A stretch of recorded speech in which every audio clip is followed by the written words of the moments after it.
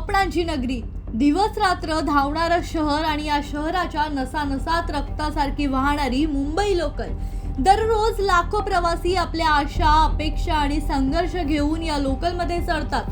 कुणी नोकरीसाठी धावत असतं, तर कुणी कुटुंबासाठी कष्ट करत असतो, तर कुणी आपल्या उद्याच्या स्वप्नांचा पाठलाग करत असतो। पण 23 जून 2026 ची ती रात्र मुंबईच्या लोकलच्या इतिहासात कायमची कोरली गेली। एक साधा वाद, एक छोटासा मुद्दा आणि काही मिनिटातच एका 22 वर्षीय तरुणाचा जीव गेला।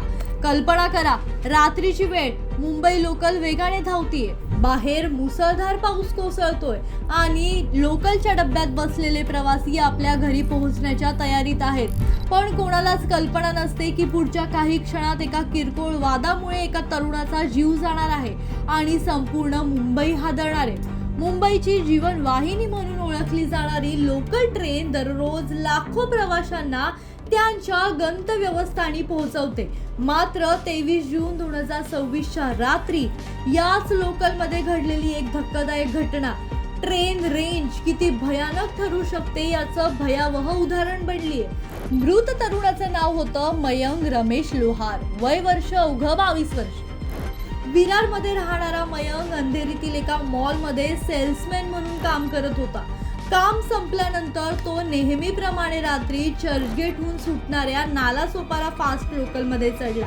बाहेर पावसाचा जोर वाढला होता, त्यामुळे डब्याचे दरवाजे बंद ठेवावेत की उघडे यावरून प्रवाशांमध्ये चर्चा सुरू झाली आणि याच दरम्यान मयंक आणि 30 वर्षीय रोशन सुवर्णा यांच्यात शाब्दिक वाद झाला।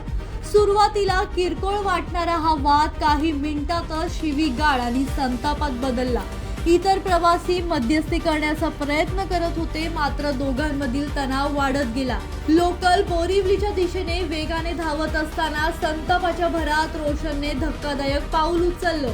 त्याने धारदार चाकू काढून मयंकवर हल्ला केला। अचानक झालेल्या हल्ल्याने संपूर्ण डब्बा हादरून गेला। रक्ताच्या थारोळ्यात कोसळलेल्या मयंकला प्रवाशांनी मदत करण्याचा प्रयत्न केला। रात्री 11:04 ट्रेन बोरिवली स्थानकात पोहोचली।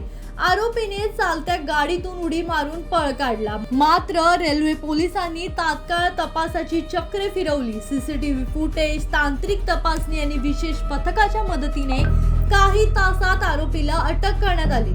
पण एका क्षणाच्या रागाने एका तरुणाचा जीव घेतला आणि दुसऱ्या तरुणाचं आयुष्य उद्ध्वस्त केलं। ही घटना केवळ कुणाची नाहीये, तर समाजात कमी होत चाललेल्या संयमाची गंभीर चेतावणी आहे। Bureau report, Janshakti.